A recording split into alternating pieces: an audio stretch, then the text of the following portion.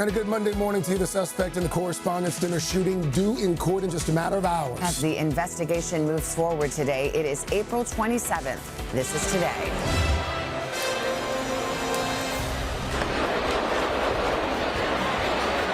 Chaos and questions. Washington still reeling this morning after a gunman attacked the White House Correspondents' Dinner. President Trump describing the frenzied moments. He was rushed from the room. And they said, please go down on the floor. So I went down, and First Lady went down also. This morning, what we're learning about the accused gunman, what writings left behind reveal about his potential motive, and the serious questions being raised now about the event's security. We'll have the very latest. Stalemate. The White House abruptly cancels plans to send negotiators to Pakistan for talks with Iran. But overnight, a potential breakthrough. Iran reportedly making a new offer to reopen the Strait of Hormuz. Could it help reignite those talks? We'll have a live report from the region. Breaking overnight, wild weather. We got twins! It's gonna hit the house! Even more tornadoes tearing across the Midwest, destroying homes, knocking out power, and the region back on alert today. Al's got the full forecast. Royal welcome. King Charles and Queen Camilla set to kick off a historic state visit at the White House today. The first by a British monarch in 2 decades and under tightened security now. Their high-profile tour marking America's 250th birthday, set to include stops in Washington, Virginia, and New York, but not a meeting with Prince Harry. We're live with everything you need to know. Fair skies. Your first look at the new air taxi set to revolutionize the way we travel. 100% you're looking at the future of aviation here. Turning traffic-filled trips on the highway into a short 10-minute flight. So how soon could you be flying in one? Just ahead. All that, plus box office history. Ready whenever you are, Michael. The new Michael Jackson biopic shattering records in its opening weekend and courting controversy. Straight ahead, the decision to leave one of the pop star's biggest scandals on the cutting room floor. And live from London. It's almost like this place is like magic. That's because it is. Jimmy Fallon crashes the monologue on SNL UK. Later, nerds! That's what I'm talking about. Start feeling the power. His royal visit today, Monday, April 27th, 2026. From NBC News, this is Today with Savannah Guthrie and Craig Melvin. From Studio 1A in Rockefeller Plaza. Hi, everybody. Good morning. Welcome to Today. It is a Monday morning, and we're glad you're starting your week with us. Yes, we are. It's a busy Monday, too. Let's get right to the latest on the federal investigation now into the White House Correspondents' Dinner shooting. An arraignment is scheduled today for Cole Thomas Allen, the 31-year-old suspect who investigators say was armed and believed to be targeting President Trump and other high-level officials who were attending the dinner. And here's some chilling video. It shows the armed suspect trying to rush into the Washington Hilton ballroom. One Secret Service member was shot, did survive thanks to a bulletproof vest. Meanwhile, President Trump speaking out overnight amid new details about anti-Trump messages the suspect sent to family members. Meanwhile, the entire incident is casting a cloud over King Charles's first state visit to the U.S. with new security concerns ahead of his arrival later today. We've got it all covered. We'll start with NBC's senior White House correspondent Gabe Gutierrez, who was in the ballroom as this unfolded Saturday night. Gabe, good morning. Savannah, good morning. There are now those fresh questions about security of the Washington Hilton, the same location where President Reagan was nearly assassinated 45 years ago. President Trump, himself a target of 2 previous assassination attempts as a candidate, now says he wants to redo the dinner within 30 days, though it's not clear whether that will happen. This new video shows the tense moments after Secret Service agents wrestled the alleged White House Correspondents' Dinner gunman to the ground.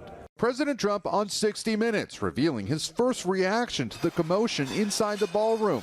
I wasn't worried. I understand life.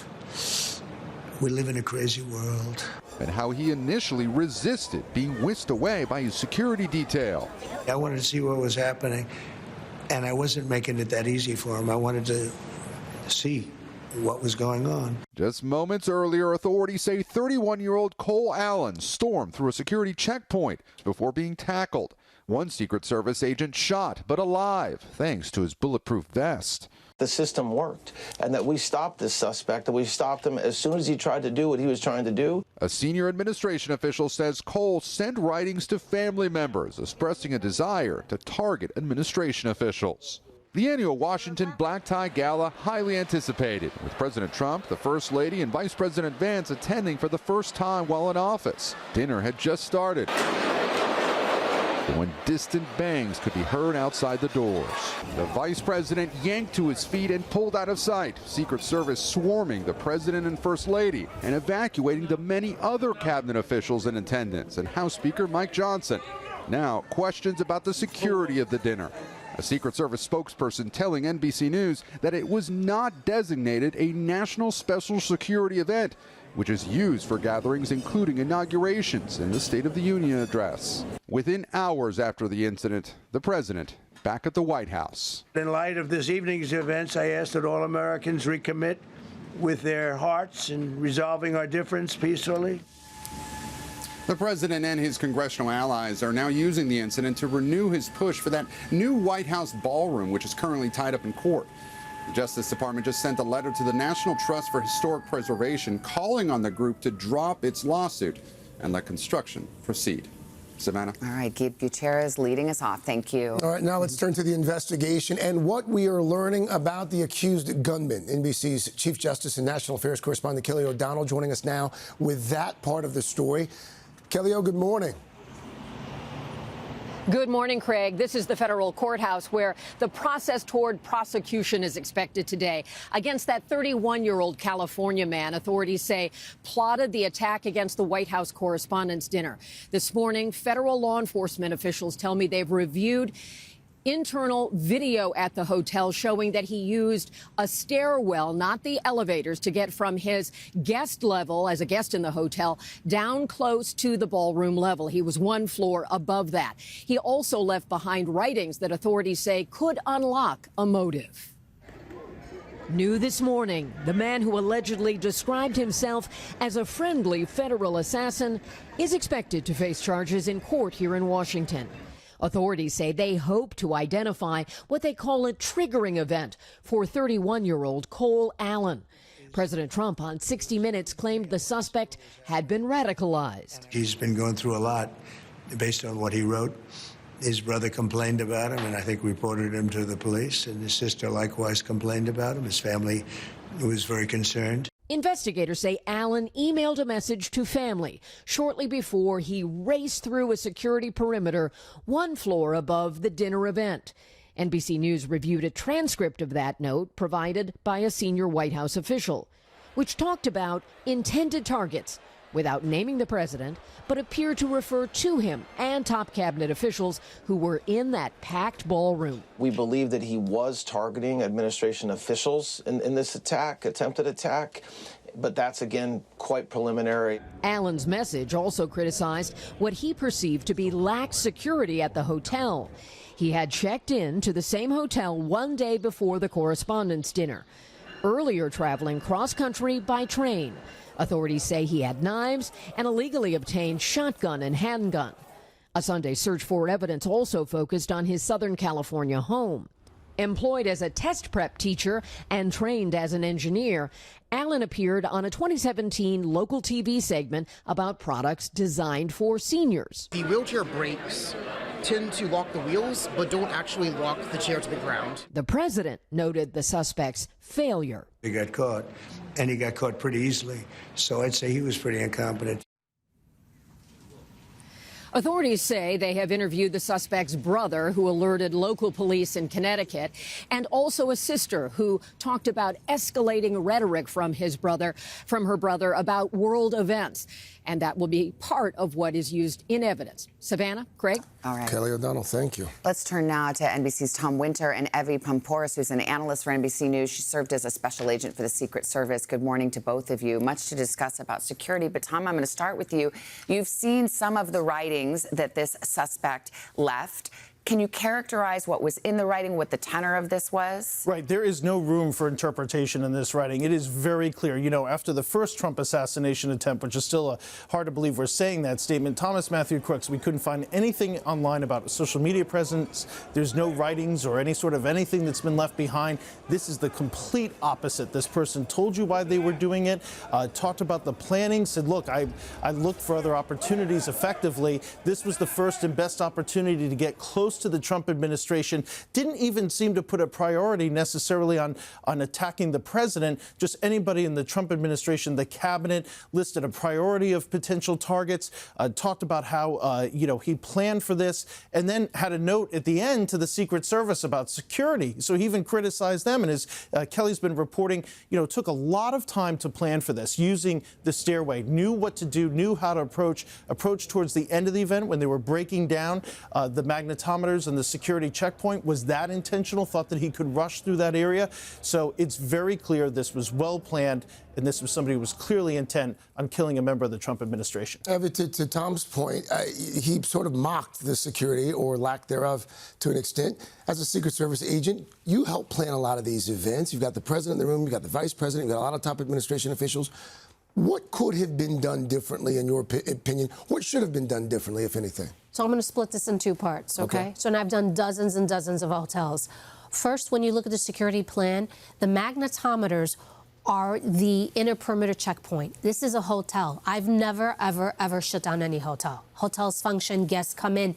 That's the problem. So you have to allow business as usual. So then you look at, where's my event, the convention, the ballroom. Now I'm going to quarantine this specific area, which is what they did. So that first layer of security where he rushed the mags, that's the first contact point, and they did get him. So we paused there. Evacuation was done, successful, no lives were lost. Check, success. However, now you can look at it from a different standpoint into what Tom said. This is attempt number 3. Right. So we're seeing something changing. I've done multiple U.S. presidents. I've never seen such an escalation of threat and problems. I think what's going to happen here and what the Secret Service is probably going to do is they have to look at the methodologies and be like, the game has changed. So now, do you push magnetometers further out? Lock the area further out, but then there's the argument, he had a hotel room. What could he have been doing in his room? So what do you do? Do you shut down hotel? Do you take this event and move it somewhere else? So you have to have these conversations. But securing a hotel event, I mean, I've done Waldorf, Intercontinental, all the different hotels presidents go to. We allow them to function, and that's something the Secret Service has prided themselves over the years. We don't shut hotels down. We don't shut business down. We try to work. But I think we're moving to a place where we have to change the narrative because the narrative around us has changed. It's a different environment. Although, I mean, you just have to remark again, this is the very Washington Hilton where President Reagan was shot 1981 right outside, leading to security changes. So given what Evie's saying, this is a different posture, a third attempt on the president's life. That's right, Savannah. Look, we sat here on July 14, 2024, this exact set, and talked about the concern following the first Trump assassination attempt. What did that mean? In law enforcement's biggest concern is that the idea that you could solve your political problems or your personal problems through violence and targeted attacks could then take root in American society. Well, let's look at what's happened since then. A second attempt on Donald Trump's life, a third attempt, the Charlie Kirk shooting, the Minnesota lawmakers that were shot, the United Healthcare CEO that was shot just a couple of blocks away from where we're sitting. We've had other bombings and shootings that have been targeted for the same type of reasons. And so this was the fear on that morning. It is absolutely the fear here today. You've got the king arriving this week. There's been a number of threats and attacks that have occurred in Britain, so British authorities are working with the U.S. authorities on that. Looking ahead, what do we have this summer? It's being called the Summer of Security. You've got the FIFA World Cup, America 250. And we've got a war in the Middle East. You've got the threats that are emanating from there. This is the worst environment that we've seen in a very long time. Reckoning point for sure, Tom. Evie, thank you very much. Thank you, thank you. The other major story we're following here on a Monday morning, the war with Iran and the now stalled push for peace there. A trip to Pakistan by the White House's top negotiators abruptly canceled over the weekend. NBC's Molly Hunter is in Tel Aviv with the very latest on this. Molly, good morning.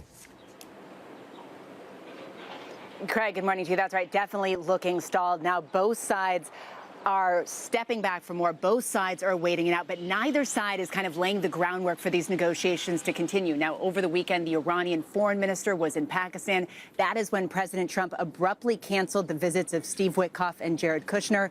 Now, Trump is standing by that decision, saying Iranian authorities can call if they want to talk. And it comes as Axios reports this morning, citing a U.S. official and two sources with knowledge of that matter, that Iran offered the U.S. a new proposal through Pakistani mediators. It reportedly includes reopening the Strait of Hormuz, ending the war, but kicking the nuclear issue down the road to future negotiations. Now, this morning, with that stalemate continuing, Craig, the Iranian foreign minister, touched down in Russia. He is in St. Petersburg to meet with key ally Russian President Putin. Craig? Now with her.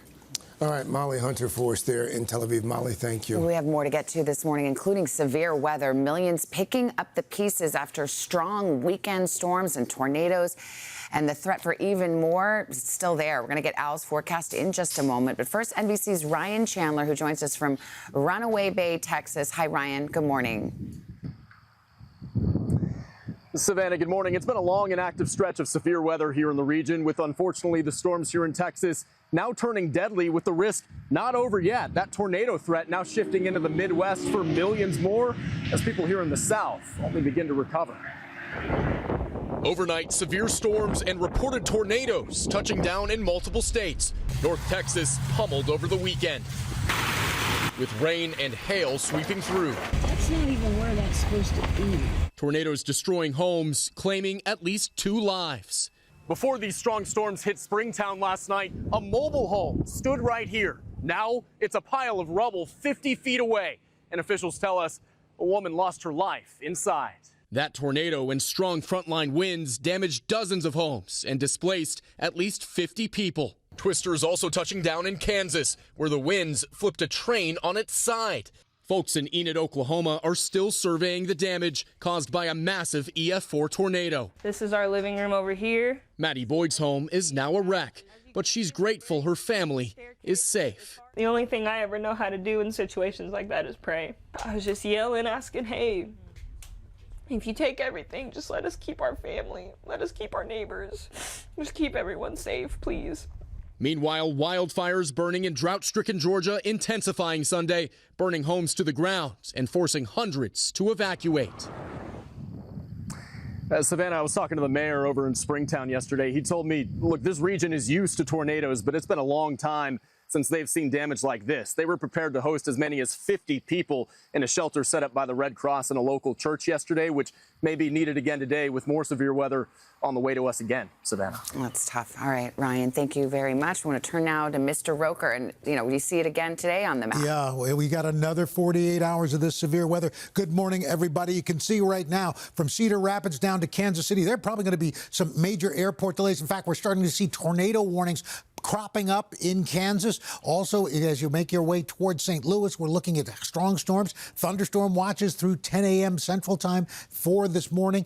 And we've got the risk for 37 million people for strong tornadoes. We're talking damaging wind and hail. In fact, this one area here, we're talking about EF2 tornadoes from Chicago to Grand Rapids, all the way down to Jonesboro. But look at this, from Quincy, St. Louis, Paducah, EF3 tornadoes or worse. Tomorrow, not quite as bad, 16 million people, but we can't rule out a tornado or two from Dallas, Texarkana, Nashville, all the way down on into Jackson. Heavy rain. We're talking some places picking up to 4 to 5 inches of rain. In fact, right now in parts of Kansas, they're seeing rainfall rates 1 to 2 inches per hour. We're going to get to your local forecast coming up in the next 30 seconds. Oh, look at the baby. Turn around, baby. Come on. Yeah, there you go. We're back at 7:30 looking at Monday morning. Oh, my gosh. It's like when you try to take a picture. Right. She's like, I'm not going to give them what they want. We are going to head out, of course, say hello. Coming up in just a few minutes. It's a good Monday crowd, Carson Daly. And I see a girls trip, first trip. Friends from Tucson, so we're looking forward to getting out there. But first, in this half hour, a royal milestone that's happening today right here in America. Yes, King Charles and Queen Camilla set to arrive in Washington, the opening stop on a 4-day state visit that marks the king's first official trip as monarch to the U.S. It comes at a pivotal moment, too. Promises to be a week of ceremony, diplomacy, and celebration. NBC's Erin McLaughlin here with a look at what we can expect. Hi, Erin. Good morning. Hi, guys. Good morning. That's right. King Charles and Queen Camilla headed our way this week with stops in the nation's capital, Virginia, and here in New York to commemorate the 250th anniversary of American independence. It echoes Queen Elizabeth's trip back in 1976 when the monarch was here for America's bicentennial. And the U.S. is poised to roll out the red carpet at a critical time for our long-standing alliance. This morning, a royal welcome for King Charles and Queen Camilla. The British monarch set to arrive from across the pond for a high-profile state visit to celebrate 250 years of American independence, aimed at reinforcing the bond between the two allies. This event is, I would say, the most important trip that the King has undertaken since he was crowned. The trip is a milestone moment for King Charles, marking his 20th visit to the U.S., but first since taking the throne. It's also the first state visit by a British monarch since his mother, Queen Elizabeth, in 2007. Prince Philip and I are most grateful for your generous hospitality. First on the royal agenda, a private tea with President Trump and the First Lady, followed by a ceremonial welcome and glitzy state dinner at the White House. But the most consequential event of the visit may be King Charles's address to Congress. The new British ambassador telling NBC's Andrea Mitchell what to expect from the King's remarks. There's a strong emphasis on our shared values, on the moments where we have come together, and how still today we're an essential part of the forces that shape the world. After Washington, the royals head to New York City, where they will attend a 9/11 memorial ceremony with the city's mayor. Their trip wraps in Virginia with a celebration honoring America's 250th birthday. Notably absent from the schedule, a meeting between the king and his son, Prince Harry, who lives in California. The last thing the British government need is for this trip to be overshadowed by a 10-minute cup of tea that Charles and Harry have together. The visit comes at a pivotal moment in U.S.-UK relations, with the two countries at odds over the Iran war. President Trump expressed admiration for the British monarchy and King Charles during his state visit to England last year. This is truly one of the highest honors of my life. Now a critical visit in our nation's shared history that could help define what comes next. And of course, now we have this heightened tension in the city with the shooting at the Correspondents' Dinner. Has that changed the security plan at all, to your knowledge? Well, a spokesperson for Buckingham Palace tells NBC News that after discussions with their U.S. counterparts, the trip will proceed as planned. We also understand that the King and Queen reached out to the President and First Lady after the weekend's events. And as a side note, we're also told that the palace is well aware of the irony of the situation, that the King and Queen are essentially in the United States to celebrate Britain's defeat 250 years ago. We can expect the King to be making some jokes in that direction. Yeah, he's coming to check in on how we've handled it. All right, Erin, thank you so much. All right, coming up here, movie success and some scandal as well. Inside the record-shattering weekend at the box office for Michael, and the controversy over what the film does not include about the King of Pop's life. All right, but first imagine instead of dealing with traffic, you could simply just soar above it. Sam Brock's going to give us a first-hand look at the future, potentially, of travel. Air taxis, right after this. We're back 7:39 this morning on In Depth. Today, the future, perhaps, of air travel. All right, so picture it. You need to get to the airport, so you jump in not a regular taxi, but an air taxi. It's a cross between a plane and a helicopter, but you get to the airport in less than 10 minutes. The company leading this charge, a company called Joby, potentially just months away from gaining FAA approval. NBC's Sam Brock got an up-close and personal look at this really revolutionary aircraft, and it looks like it's right behind you there too, Sam. Craig, guys, good morning. It sounds fantastical. Joby says it's been working on the technology for more than a decade. There are 6 motors here, guys. It starts in the vertical position to use electric propulsion to hover in the air. Once it reaches that altitude, it then switches the motors to a horizontal posture and then becomes a fixed-wing aircraft. It's all electric. It's quiet. It is meant for mass travel. Think the price of a premium ride share. All of this could change air travel as we know it. You're looking at liftoff of an aircraft from the future. Except it's primed to smash expectations in the present from San Francisco to New York to Osaka, Japan, where flight demos have already stoked a major buzz around this electric-powered air taxi created by California-based Joby that combines a vertical ascent with a mid-air transition to fixed-wing flying, all through 6 ultra-efficient motors. It looks like a helicopter. It looks like a plane. What is it? Our lift systems all tilt forward with the nacelles. Now, the benefit of that is we look like a helicopter when we take off, but then we transition to wing-borne flight. Lead demonstration flight test pilot Buddy Denham 100% you're looking at the future of aviation here. Took us around the plane. He acknowledges gives off Jetsons vibes, even surprising ATC controllers on a recent test flight. What is that thing? The future. It's a Joby. But rest assured, is real. Inside the aircraft, there's more than 50 different computers all talking to one another. Now, the pilot is still the conductor of this operation, but the computers are what's doing the heavy lifting. It's one of the first few airplanes in the history where the pilot controls are not hooked to a control surface on the airplane. They go to the flight control computer. The pilot actually asks for exactly what he or she wants to fly. The company's CEO, Joe Ben Bavert, says the air taxi, which holds up to 4 passengers and can fly around 140 miles an hour, is not meant for the 1%ers, but for any passengers looking for a 10-minute lift to the airport. In terms of the price point, our target is to be competitive with ground transportation over time. The electric propulsion on our aircraft makes these aircraft dramatically more efficient. Joby acquired helicopter company Blade last year, and in the process acquired its infrastructure and routes. Like this one, from New York's JFK to the West Side Highway in the city. But there's a big difference in acoustic footprint. With an electric motor, there's no roar of an engine like on this helicopter. According to Joby, the air taxis are 100 times quieter, so subtle that the people on the ground aren't even going to hear it. We could have a conversation in a cafe. You would never hear the airplane come over. The FAA could grant approval in the coming year as part of a sweeping program in 12 states to streamline new technologies like these called eVTOL. It's going to give us different regional mobility. Where we live, where we work can fundamentally change with an eVTOL.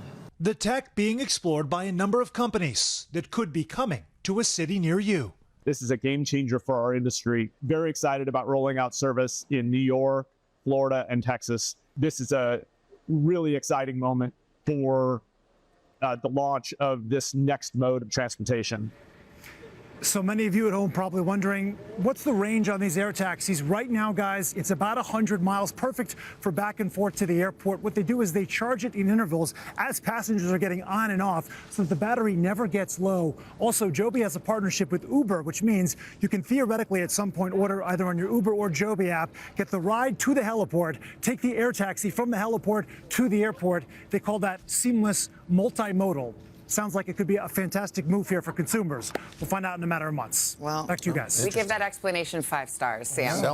Selling me on it. I mean, Joby bought Blade. Joby's got a deal with Uber. Yeah. I mean, it sounds like they're. But won't all the traffic then just move to the sky and you look up and it's like all these? I don't love that. That'll be somebody else's space up Yeah. there. There's a lot more space up there. Yeah, but I love innovation. Would you try it out? Would you do it? Absolutely. Why not? Okay. Sure. I mean, at least once. Okay. I still haven't gotten in one of those Waymos yet, so I don't know. We'll see.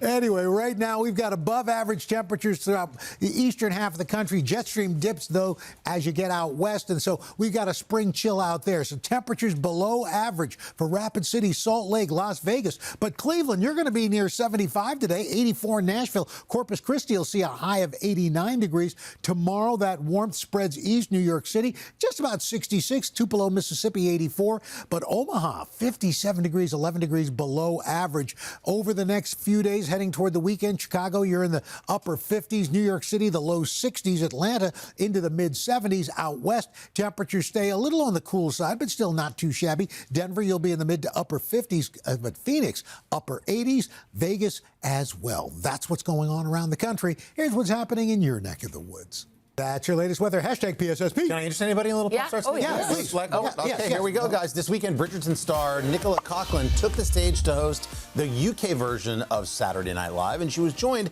by OG SNL star, our buddy Jimmy Fallon, who had a few tips on the best way to take advantage of working in live TV. No, you're not getting it. It's actually live. I mean, you can do whatever you want. You can go wherever you want. You're the host. They don't stop you. But what do you mean? What do I mean? Ben, give me some music. You see, Nicola, we don't have to stay on this stage. We can go into the audience. Look at this beautiful crowd. Look at this man. You can rub this man's hair if you like. Why not? I mean, look who it is. Sir Paul McCartney himself. Oh, my goodness. I can't believe he's here. Jimmy, I don't think that's a Beatle. Well, every American thinks everyone from England's in the Beatles. It's fantastic. Fair enough. It's really funny. They leave that area and then do kind of one of those classic SNL backstage roam through the whole area. They ran into, you'll see it right here, Dave Grohl. Oh my gosh. From the Foo Fighters were the musical act on the show. I can't picture a more perfect ambassador than Jimmy to say, this is how we do it. Absolutely. Yeah. And Nicola was fantastic. She's really, really funny. And so they're there. SNL UK. Fun. Doing very well. All right, we'll get to the rest of Pop Start in a bit. Plus, Jenna's over there, and she's brought us a boost. I have brought you a double boost, including one of the most adorable little Today fans we've ever seen, right after this. All right, we're back. Jenna's got a Monday morning boost. Yes, I bring you a boost. The University of Pennsylvania just hosted their 130th annual Penn Relays competition. And take a look at this track star in the 80s plus division competing in the 100-meter dash. Let the crowd tell the story, side by side racing. The 80 plus. This is a 75 plus 100-meter dash in the middle of the track. What a lean. That is George May, 15.51 seconds into a blistering headwind.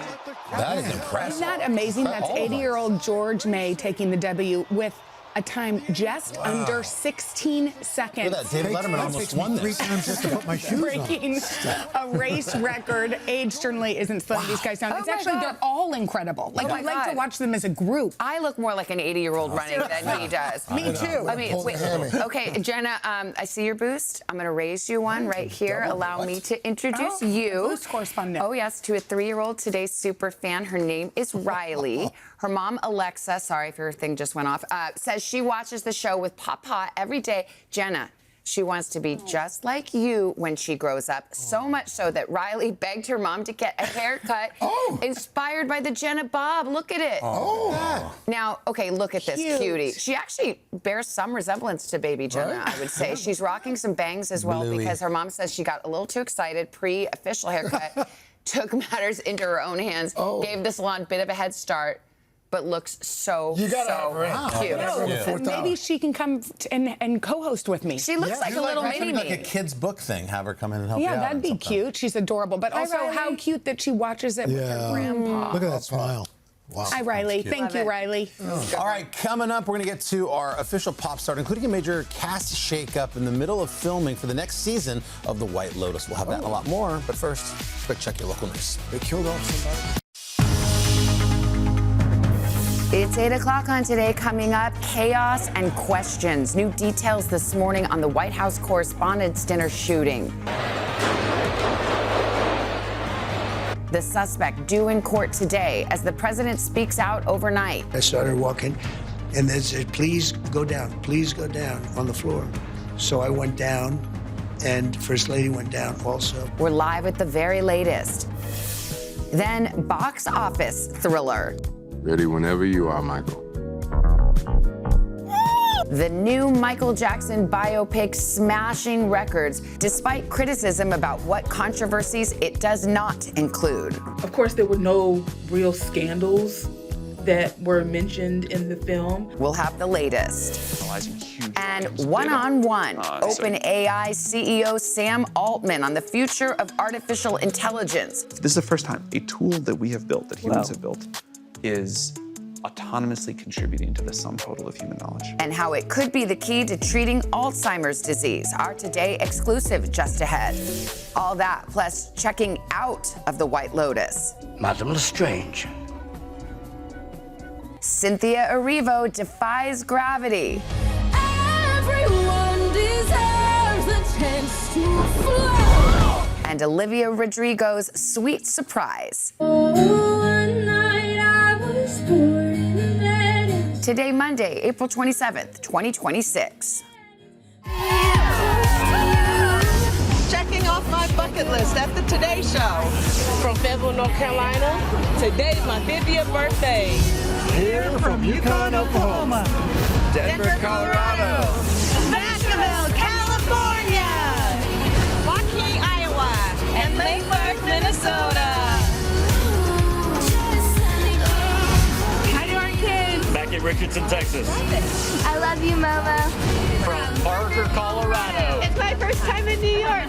Visiting from Fortuna High School in California. Go Huskies! Hi, Savannah and Craig. Today's Denise's golden birthday. Well, a big happy birthday to Denise and lots of birthdays on the plaza out there. It's nice to have you along in a sunshine splashed plaza this morning. A little chilly still. A little chilly. We'll get outside nonetheless in just a bit. Thank you for starting your week with us. Yeah, we've got a lot to get to here. News at 8 o'clock. We begin with this weekend's shooting at the White House Correspondents' Dinner. We've learned now more about the 31-year-old suspect, and there are new questions being raised about the event's security. We get the latest now from NBC's senior White House correspondent, Gabe Gutierrez. He was in the ballroom on Saturday night along with his colleagues. Gabe, good morning. Savannah, good morning. A federal law enforcement official says authorities believe, based on a review of hotel security video, that the suspect used an internal hotel stairwell and not an elevator to move down several floors from his guest room toward the dinner. He allegedly described himself as a, quote, friendly federal assassin. And today, here in Washington, he's expected to be charged in federal court. This new video shows the tense moments after Secret Service agents wrestled the alleged White House Correspondents' Dinner gunman to the ground. President Trump on 60 Minutes revealing his first reaction to the commotion inside the ballroom. I wasn't worried. I understand life. We live in a crazy world. And how he initially resisted being whisked away by his security detail. I wanted to see what was happening. And I wasn't making it that easy for him. I wanted to see what was going on. Just moments earlier, authorities say 31-year-old Cole Allen stormed through a security checkpoint before being tackled. One Secret Service officer shot but alive thanks to his bulletproof vest. A senior administration official says Allen sent writings to family members expressing a desire to target administration officials. The annual Washington Black Tie Gala highly anticipated, with President Trump, the First Lady, and Vice President Vance attending for the first time while in office. Dinner had just started when distant bangs could be heard outside the doors. The Vice President yanked to his feet and pulled out of sight. Secret Service swarming the President and First Lady. And they said, please go down on the floor. So I went down. And evacuating the many other cabinet officials in attendance and House Speaker Mike Johnson. Now, questions about the security of the dinner. A Secret Service spokesperson telling NBC News that it was not designated a national special security event, which is used for gatherings including inaugurations and the State of the Union address. Within hours after the incident, the president back at the White House. In light of this evening's events, I ask that all Americans recommit with their hearts in resolving our difference peacefully. Allen's message to his family members also criticized what he perceived to be lax security at the hotel. Authorities say he checked into a room the day before the event. The president and his congressional allies are now using the incident to renew his push for that new White House ballroom, which is currently tied up in court.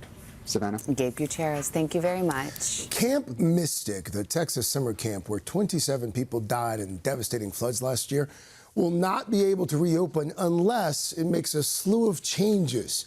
The Texas Health Department outlined a list of issues in response to the camp's application to reopen. The camp had planned to operate from a nearby site rather than the location where the campers died.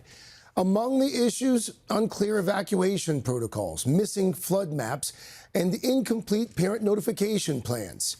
The camp has 45 days to make corrections and resubmit the application. Well, the numbers are in. Michael, the highly anticipated new film about Michael Jackson, rocked the box office this weekend, delivering the biggest opening ever for a biopic. NBC's Liz Kreutz joins us now with more on that story. Liz, good morning. Hi, Savannah. Good morning to you. Yeah, it's safe to say Michael is thrilling audiences all over the world, rising to the top of the box office charts and already smashing records. But critics of the film say it doesn't do enough to address the darkest chapters of the singer's life, and it all comes as the Jackson estate faces a new legal battle. Ready whenever you are, Michael. The King of Pop is now officially king of the box office. Michael, the highly anticipated biopic about Michael Jackson, debuting at #1 in theaters this weekend, raking in $97 million domestically and $217 million worldwide. Fans can't seem to get enough of the new movie, which stars Jackson's real-life nephew, Jafar Jackson, and follows the singer's rise to fame from his early Jackson 5 days to his first solo tour in the 1980s. 10 out of 10. But Michael isn't hitting all the right notes with everyone. Of course, there were no real scandals that were mentioned in the film. Many pointing to what the film leaves out, including the first child sex abuse allegations against Jackson in 1993, allegations that the late pop star and his estate have always denied. A Lionsgate spokesperson confirming to NBC News that scenes addressing the accusations were ultimately cut from the movie because of legal concerns.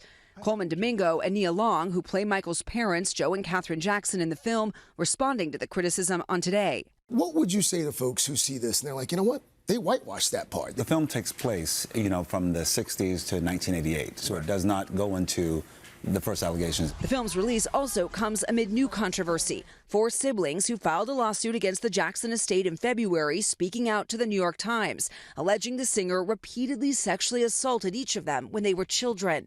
The Jackson estate responding in a statement calling the lawsuit a desperate money grab and pointing to the siblings' previous denial of abuse by the singer. Meanwhile, members of the Jackson family hit the red carpet together to celebrate the new film. Jafar recently talked to Jenna and Willie about the support he's received from at least some of the Jackson family. And to hear the reaction after seeing the film, especially my grandmother, she said how excellent I did and how much I embody Michael, and it means the most to me. And guys, Lionsgate hasn't officially confirmed a sequel yet, but by all accounts, it is looking pretty likely, just given how well this movie is doing at the box office so far. Savannah. And it will be interesting to see if and how they handle those allegations then, Liz. Thank you very much. Well, history was made in London this weekend. Not one, but 2 distance runners breaking the 2-hour mark in a marathon for the first time ever. Take a look. Under 2 hours. Nobody has ever done this. They said it couldn't be done. Sebastian Solway is going to break the 2-hour mark. He's going to win the London Marathon in incredible style. An historic performance, 1:59.30. There he is, Sebastian Solway, winning the London Marathon with a time of 1 hour, 59 minutes, and 30 seconds. A record achievement that nobody thought was possible. And here's the thing, he wasn't alone. Yemif Kajalcha from Ethiopia comes in second, also breaking the 2-hour mark. Did it with 18 seconds to spare. I'm trying to do a quick calculation. I wonder what the split is. Like, what is that per mile? How much? 4.5 minute mile. Can you imagine? I cannot. I cannot. AI confirms 4:34. Well done. You're just as smart as AI. You yourself. are faster, actually. Yeah. Thank you so much, Carson. What do you think? I would have been in an air taxi flying right over. Yeah. Just waving. See ya, sucker. Call back. I love a call back.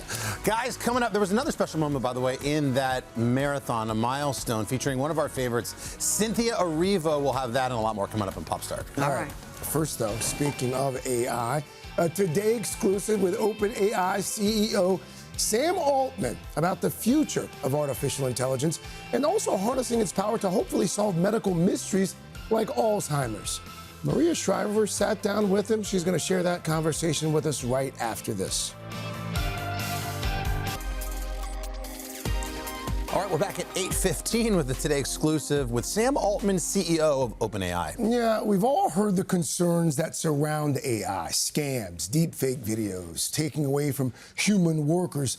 But now Altman wants to shine a light on the extraordinary uses of that technology, he says. He sat down with our friend Maria Shriver. Maria, good morning.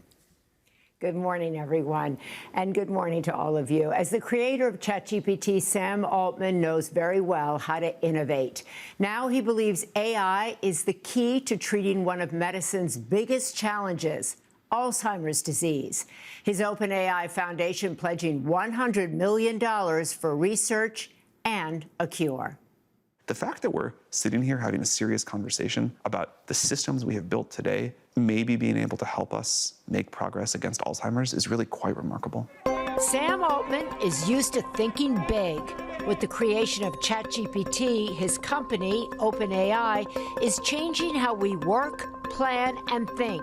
Now Altman wants to harness the massive brain power of AI to solve one of the biggest mysteries of the human brain, Alzheimer's disease. Why do you think AI can revolutionize Alzheimer's?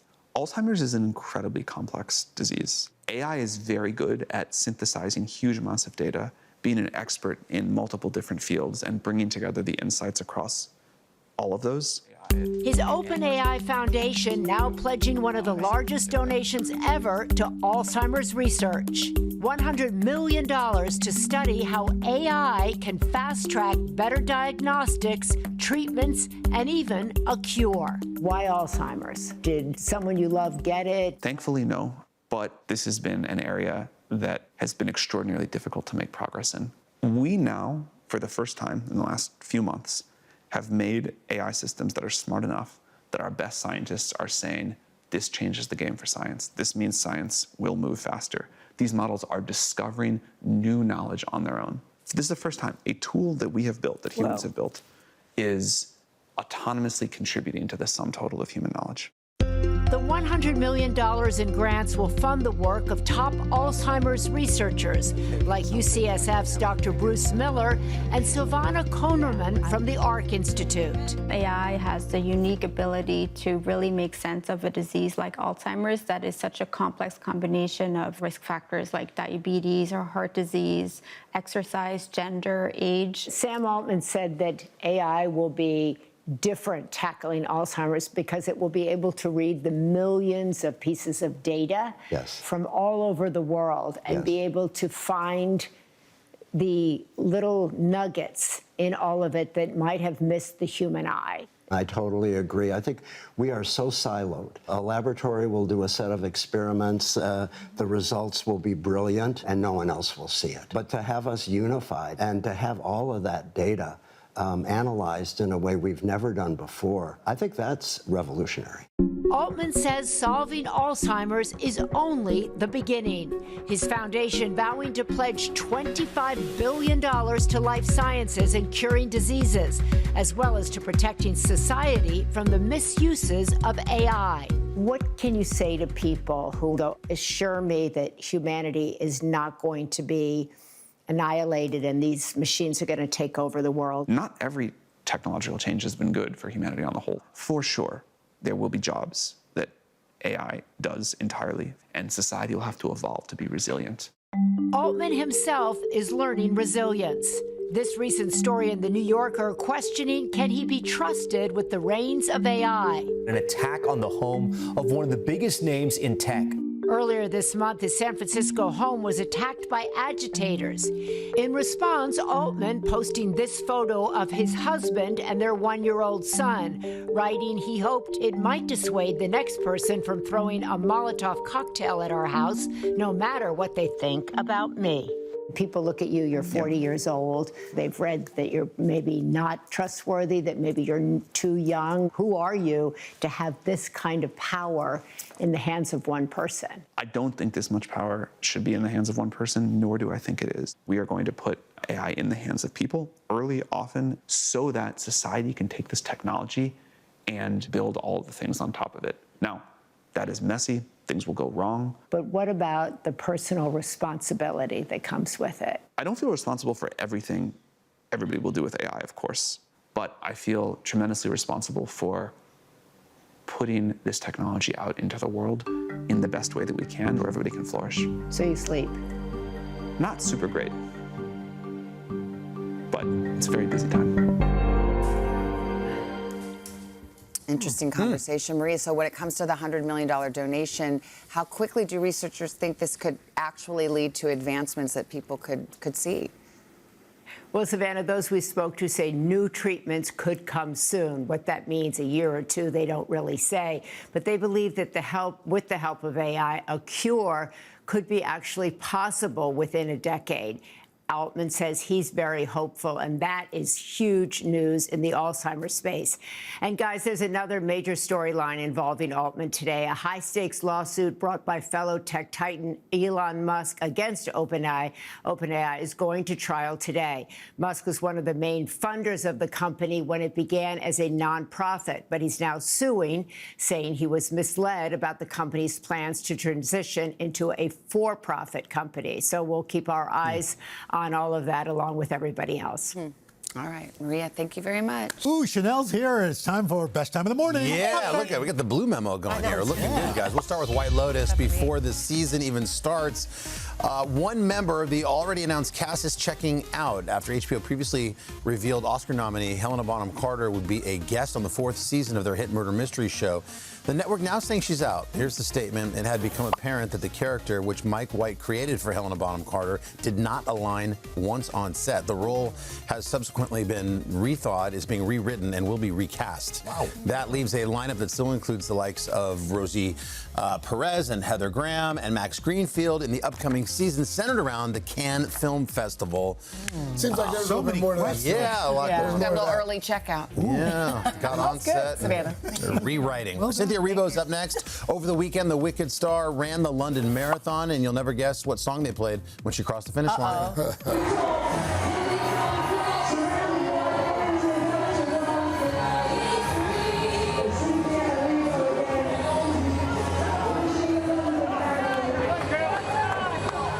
Cynthia defying gravity with an impressive 3 hours, 21-minute finish. That is excellent. Yeah, that's the split on Very that. impressive. Next up is Olivia Rodrigo. Last night, the Grammy winner proved that you just never know who you're going to run into here in New York when the star made a surprise appearance at an open mic night. One night I was bored in bed and stalked you on the internet. It's feminine intuition. Always had a vision of standing like this. There's Olivia with her latest single from her next album, You Seem Pretty Sad for a Girl So in Love, set to drop on June 12th. Karaoke night there. Yeah. Next up, Pop Culture Jeopardy. We've got a Popstar exclusive sneak peek at the new season, combining the academic rigor of Jeopardy with the world of pop culture. Here's a snippet with returning host Colin Jost. Our first season was on Amazon, our second is on Netflix, and if this doesn't work, I'll be doing a third season on OnlyFans. Grab those buzzards. Let's see our categories. Get to the top up. A couple of our producers, Matt and Bonnie, are on the season. Yeah. You see that? Yeah. We know them. Wait. We know them right there. That's exciting. There's Matt and Bonnie. You know what? They would know. I can't tell you that. We'll have to watch the season. Wow. They're the perfect people for to be on it because they're pop culture. They're our aficionados. superstar rock star producers. Look at our rock star producers too. That's Pop Culture Jeopardy begins airing on the 11th of May. They're still coming to work, so I don't know. I Netflix. guess if they. Well, we'll see how that all worked out. Finally, Jenna, we're looking at you. What's the big publishing announcement this morning from you? Okay, well, tomorrow we're releasing one of my favorite books ever from my imprint. It is called Liar's Dice. It is by Juliet Faithfull. By the way, she's a debut novelist in her 60s. Wow. This book takes place in 1970s Brazil, and it's about a young girl and her deep bond with her twin sister, which obviously I'm biased about, but when her twin becomes ill and is sent overseas, she's forced to figure out how to navigate her life without her. Liar's Dice is in stores tomorrow. Head to today.com/books for all the info. Cool. You will love it. It's a beautiful book. Liar's Dice. Liar's Dice. I like the title. Thank you. It's coming up. Get out your wrist corsage. It's prom season. And this morning we are going to check out, we're going to have a little fashion show, the most popular styles and trends. But first, your local news.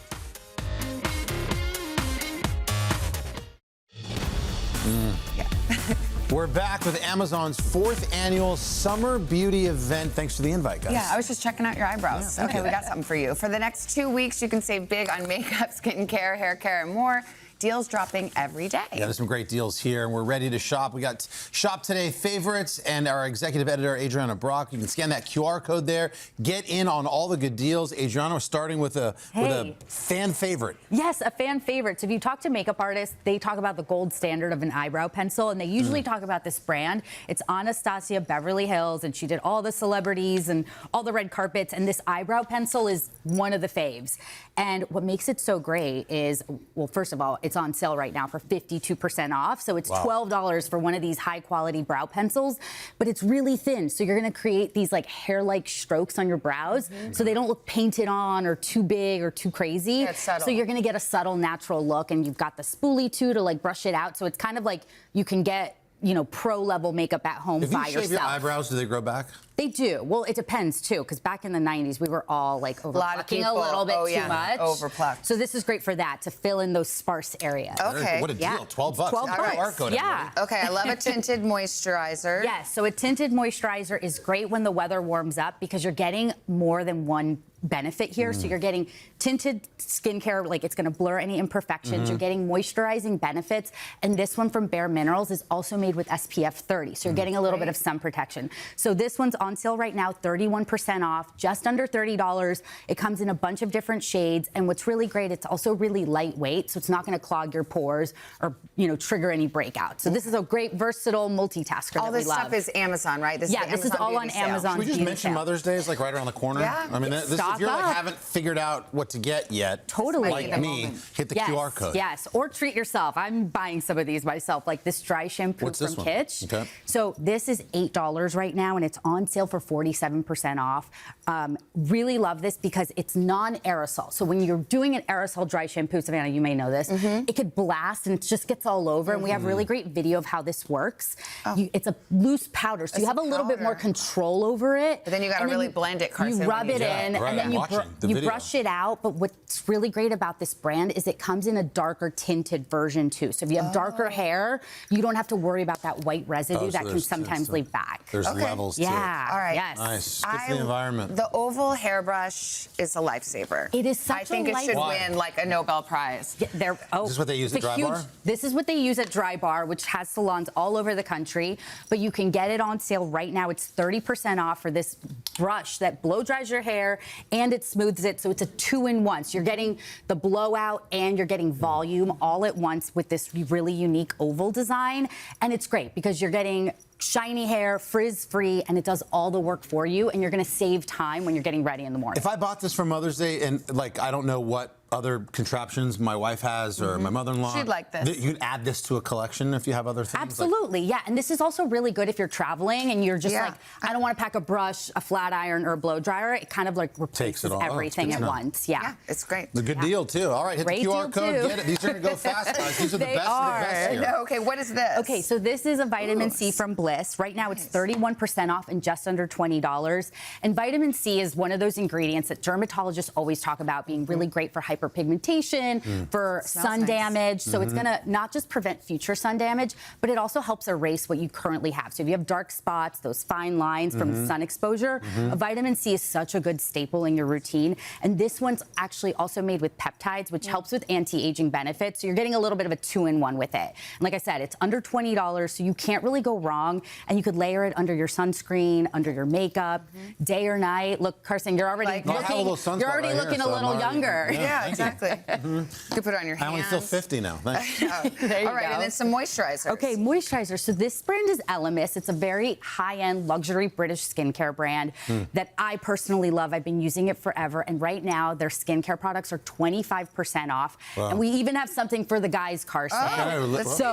We've got this this cream for the guys. So I'm going to give you one of these. But this one is their best-selling marine collagen cream. That's nice. And they're made What does the collagen do? The collagen's going to help build up your skin barrier. It's going to help build up your collagen as well that you have in your skin to keep it nice and plump and young. But this doesn't just hydrate your skin on the surface level. It also works over time because it's made with these marine extracts AKA a lot of algae, which has antioxidants and a lot of minerals to help your skin replenish its natural hydration. So it works over time. It's not just moisturizing your skin on the surface, it's really hydrating it. So you like that? This is a cream? great staple. Yeah, that's great. You can Okay, use good. it day or night all the time, so you can't go wrong. I like 25% off, too. Yes. Very Adriana, good. thank All right, you so Adriana, thanks so much. For these deals and more, of course, you can scan that QR code, or if it's easier, head to today.com/shop. And by the way, Today makes a small contribution from purchases made through our links. Coming up next, we're going to celebrate prom season with the top fashion trends that are going viral and just flying off the racks. But first, this is Today on NBC.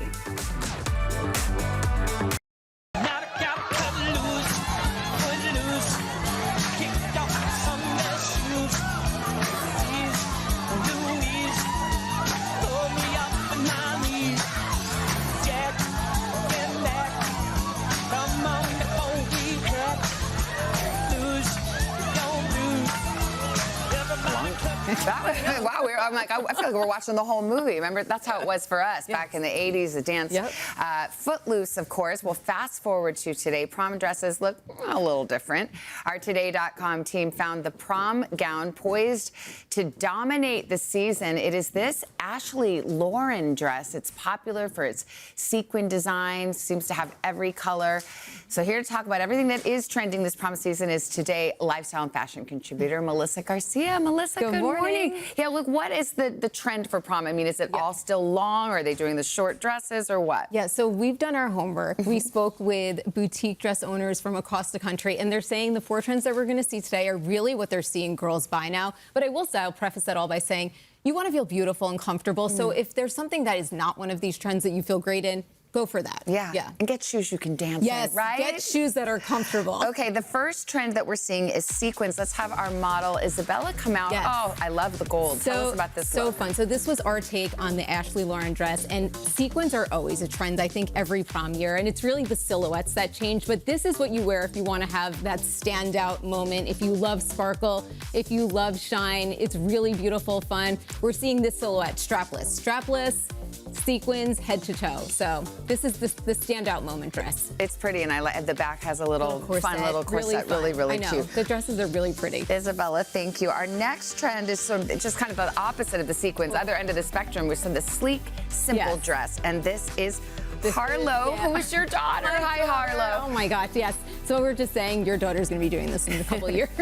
So so this is the complete opposite. If you want something that's beautiful, but not a ton of sparkle and shine, I love this clean, modern, sleek, beautiful. And this butter yellow we're seeing everywhere this season. It's like such a huge trend. And this photographs so beautifully. The one thing with satin though, you just want to make sure it's a good quality, because if it's too thin, it can look cheap. So you want to make sure the satin's a great quality. But I love this, so pretty. Great job, Harlow. So good. Your mama's proud of you. Thank you. Okay, our next trend is pearls, and not jewelry, but pearls as sort of the texture. Exactly. So we're seeing embellishments with pearls. So if you want embellishment but you don't want sparkle and shine, we're seeing pearls, but really modern. So they're sometimes done just around the neckline, sometimes on the straps. This is a full moment of pearls, which I think is just done so beautifully. Like, it's really modern, it's clean, it's beautiful, and it's just like a really great way to do an embellishment. Lila looks great there in this, but I was just seeing in the video, it's not always the signature white either. Yes, I've seen pink, blues, baby blues. Like, they're really having fun with these, and girls are loving. Like, I did not look like this at prom. These are. Oh, please don't show the pictures. Yes. They're burning in the trash. I know, so these are gorgeous. Yeah, thank you, Lila. Okay, last but not least, we've got our model, Silver.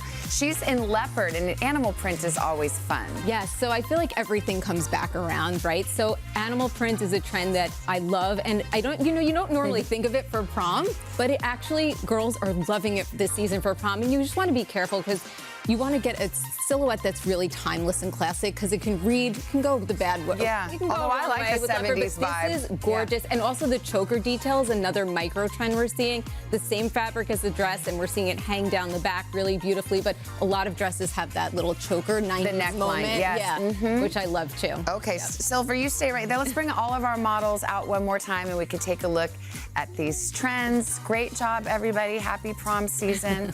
Do you give her a curfew on prom night? Oh gosh, no, there's no way there's gonna be a curfew on prom night. Oh wow, lucky you. I was gonna say midnight. Okay, thank you so much. You can find more prom season trends and dresses on our website, today.com. Great job, ladies. We are back with Start Today with Joy. Today, nutrition and health expert Joy Bauer here. And she's here to help take the guesswork out of eating well. And she's going to do it by answering some of the most commonly asked questions of her and our Shop Today team. And remember, you can download the app. You can check out Joy's meal plans by scanning that QR code that's at the bottom of the screen. Happy Monday, Joy Bauer. Happy Monday, Craig. So, I mean, let's just start. First of all, our social media feeds right now, it feels like we're constantly being inundated with all this stuff about health and wellness. Like, how do we make sense of just that alone? There is a lot of noise. But always remember this, the foundation of healthy eating never really changes, right? It's about real food, balance, and consistency. So I say if you feel like there's a trend that piques your interest or you read about a study, find one sound health expert. Maybe it's your physician, maybe it's a registered dietitian, or a credible publication, and see if it feels right to you. But one thing I'm begging people, don't get your nutrition from TikTok. No, seems like that would be a bad idea. What if it's a nutritionist on TikTok? Well, that would be different. Okay. Check out the person who's delivering the information, and if it feels right, then it probably is right. All right, let's dig into some of these questions that Joy and the team gets quite frequently. Weight loss. You get a lot of questions about weight loss in general, but this question about weight loss being harder as we age, is that fact or fiction? So it's a little bit of both, but the empowering truth is weight gain is not inevitable, and your metabolism isn't broken. It just needs a little strategy. So here's what happens. As we get older, our body fat increases and our lean body mass decreases. So some of the strategies that you need for that, because when that happens, lean body mass, your muscle mass, is more metabolically active. So when it goes down, automatically you're going to get a slowing of the amount of calories that you burn. So here's the strategy. You're going to prioritize protein, because by eating more protein, you're able to not only preserve the muscle mass that you have, but you could also build more. Also, Craig, protein keeps us feeling fuller for longer, so it's going to help to regulate your appetite. The other thing is strength train 3 times a week, because when you work your muscles, you will maintain and build muscle. And like I had mentioned with the protein, the more muscle you have, the more metabolically active you have. You also want to move more throughout the day. Let's face it, we move less between workouts than we did when we were 20. Yes. So when you're on the phone, walk. When you're cooking, I like to dance. Like whatever movement you can do, I do, but make sure the windows, the blinds are closed. And even take the stairs. And even when you're taking the groceries in from your car, don't balance multiple bags. Do it one at a time, because you're going to accrue steps. And the last thing is eat enough. When we restrict our calories, our body goes into conservation mode, and that is going to slow down metabolism. Let's talk more about protein. You just mentioned it there. Again, seems like it's one of those things that everyone's talking about right now. How do we get more protein from real food? Okay, so let's make protein super easy first. How much do we need? This is just a ballpark figure, but you need 0.5 to 0.8 grams per pound of your body weight. So example, if you weigh 150 pounds, you need roughly 75 to 120 grams per day. So how would you get that? Your body loves when you spread it out throughout your meals, 20 to 30 plus grams per meal. And then you could add in with protein-rich snacks, things like edamame, nuts, seeds, Greek yogurt, all these things count. Protein powder and bars everywhere. Again, going back to social media, it feels like it's a lot of that's on TikTok, a lot of it's on Instagram now. What's Joy's take on protein bars and Real food is always going to win, but there's definitely a place for protein powders and bars. They could be super helpful on busy days, if you want to fuel up after workouts, if you want to fill in gaps, but you want to consider them sort of the backup singers, not the lead singer. Food is going to be the lead. And there's a few things to know about them. So for bars, you want to look for 10 grams of protein. For protein powders, at least 15 grams. No more than 6 grams of added sugar. Some of them are riddled with added sugar. And the other thing to know is when it comes to powders specifically, make sure that they're third-party tested for heavy metals. It's a thing. Okay, from bars and powders to fiber, because everyone's asking about fiber, talking about fiber. Yeah. What does Joy Bauer say about fiber? Fiber is one of the most powerful nutrients. It's sort of like mission control for your body because it stabilizes blood sugar, so it lowers inflammation, and it also helps with digestion, right? And so a few things. You want to aim for 30 grams a day, even more, if you can get it. I talk about a 2-cup veggie rule. That means at least 2 cups of vegetables with lunch and with dinner. That's going to help you enormously get your fiber. You want to choose whole grains. Upgrade your carbs. Instead of white bread, whole grain bread. Instead of white rice, brown rice or quinoa. And then sprinkle in these add-ons that are fiber-rich. Beans, lentils, chia seeds, flax seeds. You could put them in baked goods, in your pancakes, in your smoothies. There's so many places to sprinkle in fiber.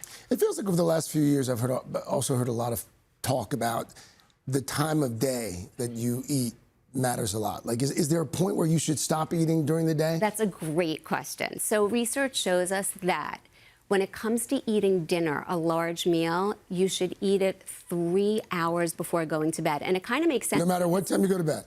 Yeah, if possible. Okay. It doesn't have to be perfect. It doesn't have to be every single night. But if you could imagine eating a heavy meal and then trying to go to sleep, it's like trying to fall asleep in the middle of a rock concert. Your digestion is revved. There's a lot of busyness going on in your gut.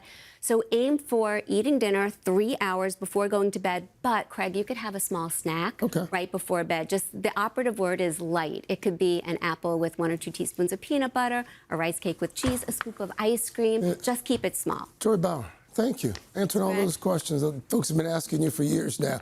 Remember, you can scan the QR code for Joy's meal plans. You can also learn how you can join her May 7th coaching call, an exclusive discount being offered by our parent company, Comcast. During the Xfinity celebration, members get 50% off. Log into xfinity.com/membership to look at that offer. We're back after local news and weather. Hey, thanks for watching. And don't forget, you can catch the Today Show every morning on NBC or take Today when you're on the go. Just follow the Today podcast on Apple Podcasts, Spotify, or wherever you listen.